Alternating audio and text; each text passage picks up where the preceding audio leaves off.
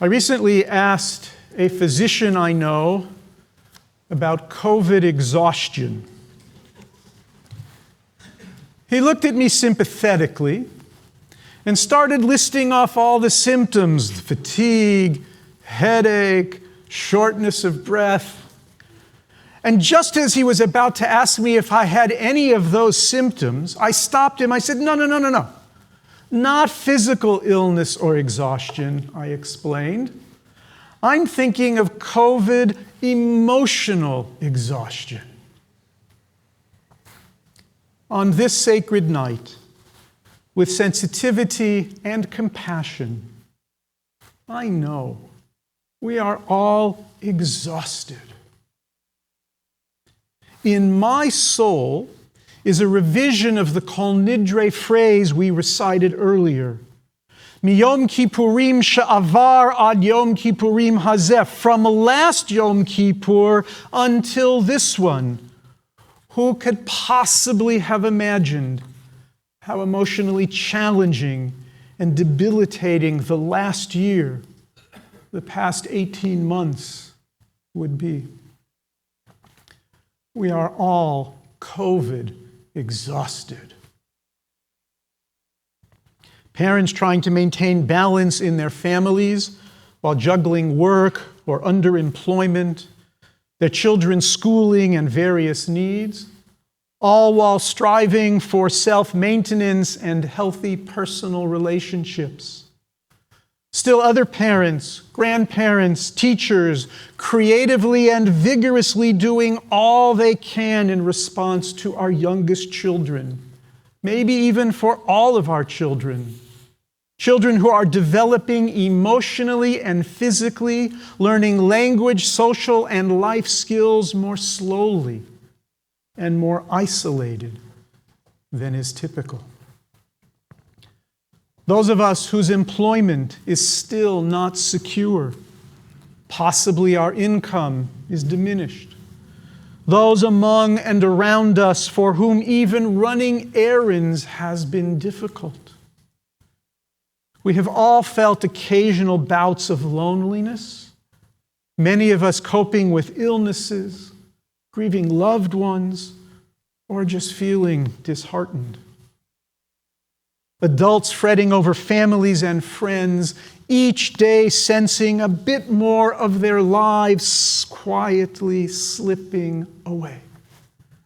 Individuals at every life stage, alone and aging, afraid and unsure. All of us asking, is it safe to go out? Is it safe to gather like this? With whom will we go? With whom will we be? Where will we go? Medical personnel, first responders, essential workers, educators, organizational and communal leaders, researchers, journalists, people from all walks of life and all segments of society trying to keep a pace, working tirelessly to sustain, maintain, and create anew the structures, activities, and support systems some require and so many others desire. And many of us feel a palpable sense of disappointment.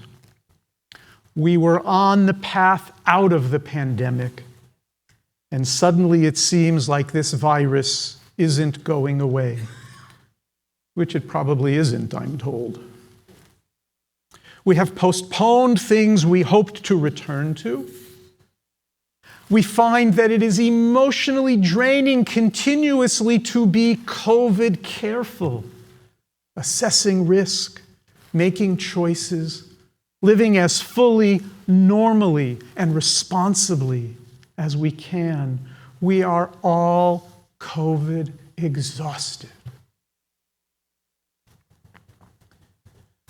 Months after their exodus from Egypt, after enduring a long period of disruption and difficult circumstances, Torah reports that a very tired and weary group of Israelites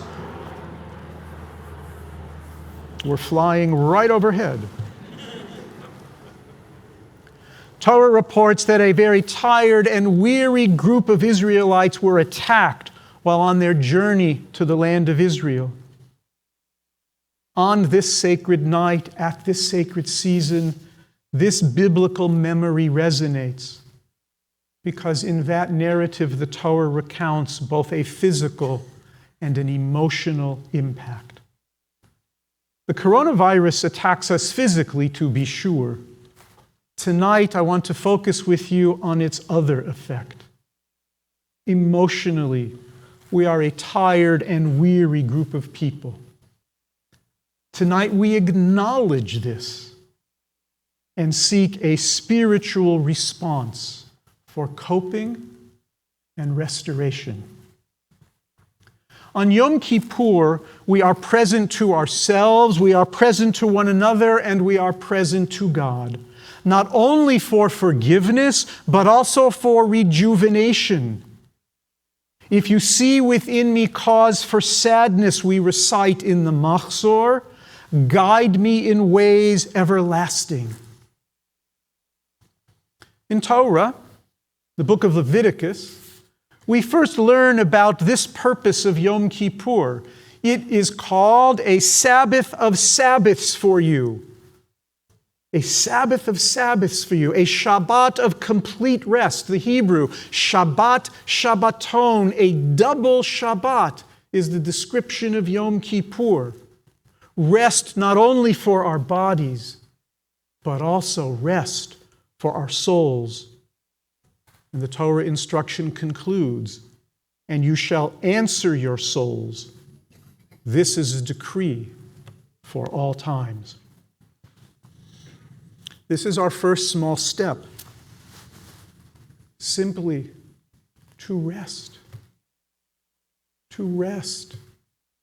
As we take a break from our normal routines, let's use this night, let's use tomorrow to exhale. Go ahead. Exhale. I know it's hard with the mask. Exhale. Rest. Be. Then, we need to be honest about what we're feeling. We fast to deny our physical needs so we can answer our souls with a degree of emotional and spiritual refreshment. I'll tell you about the biblical prophet Elijah. He once placed his emotional exhaustion before God. Elijah felt the burdens of his people's pain and aimlessness. Elijah witnessed their worries and understood their apprehensions. Distraught himself, Elijah withdrew from his routine. Enough, he cried. God, take my soul. And then we read, he lay down and fell asleep. Maybe save the actual sleep for a bit later. For now, in these evening hours of Yom Kippur, as did Elijah, express what you are feeling. Rest and express. The story of Elijah is among the Bible's most powerful spiritual scenes. I'm going to read it to you. And as I read it to you, don't think about Elijah's circumstances, think about your own. Remember, our first step is to rest. Our second step is to express ourselves to others, if we are able and comfortable, to ourselves and to God. Expressions of private reflection and personal prayer. Listen to the story of Elijah. God said to him, "Why are you here, Elijah?" He replied, "I am moved by zeal for the eternal God, for the Israelites have forsaken your covenant, torn down your altars, put your prophets to the sword. I am left alone, and I fear for my life." "Come out," God called, "and stand on the mountain before the eternal God." And the eternal God passed by. There was a great and mighty wind, splitting mountains and shattering rocks by the power of the eternal God, but God was not in the wind. After the wind, an earthquake, but God was not in the earthquake. After the earthquake, fire, but God was not in the fire. And after the fire, kol demama daka, a soft, whispering, murmuring sound. And when Elijah heard it, he wrapped his cloak about his face and went out and stood at the entrance of the cave. And then a voice addressed him, "Elijah, why are you here?" And he answered, "I am moved by zeal for the eternal God.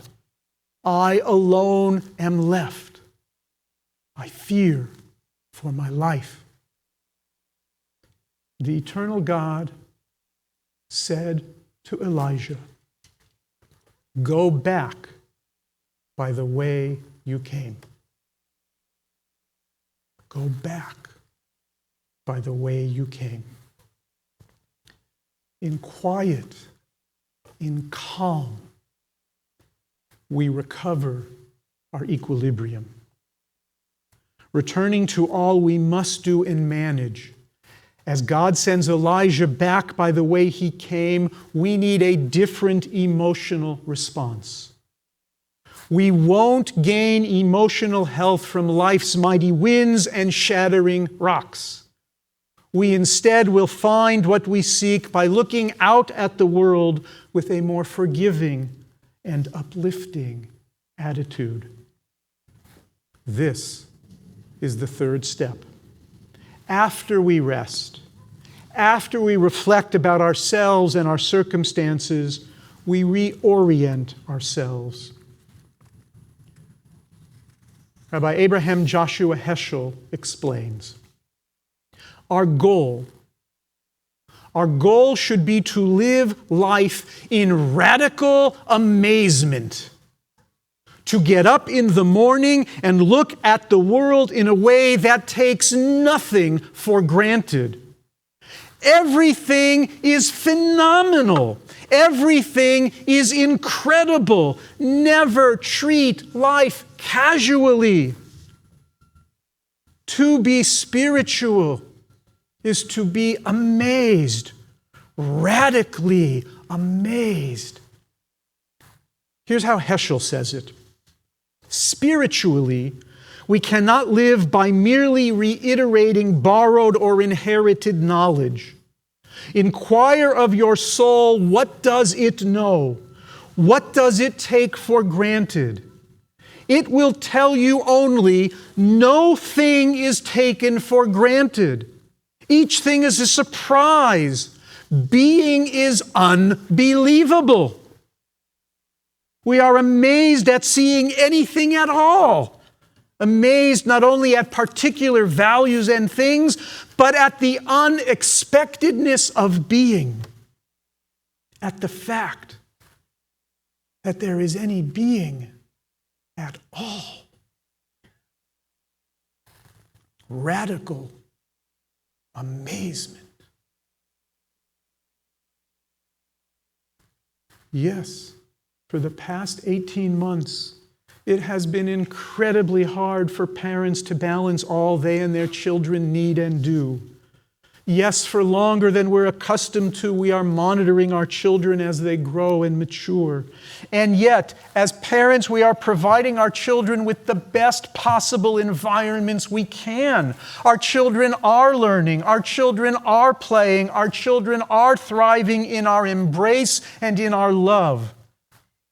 Yes, day in and day out, some of us worry about our finances and our daily capacities. Yes, too many of us have been dealing with illness, grief, and dismay. Yes, we fret over the passing of time. And yet, here we are, through our own means and with the assistance of others who care. When we have known illness, we have also experienced healing. When grief has touched us, Comfort has supported us. When we were disappointed and worried, we regrouped and changed our plans as possible. We have lived on to see the next day and what it might bring. Yes, we are all stressed by the demands of responding to a global pandemic. Yes, we worry about how best to move forward. And yes, we are tired.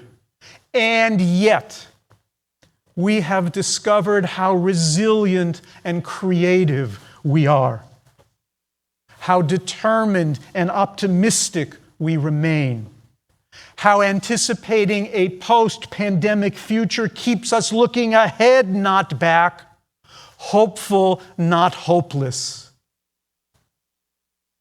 We are all COVID exhausted, and yet we welcome a new year with expectation and resolve to live at our best as best we can.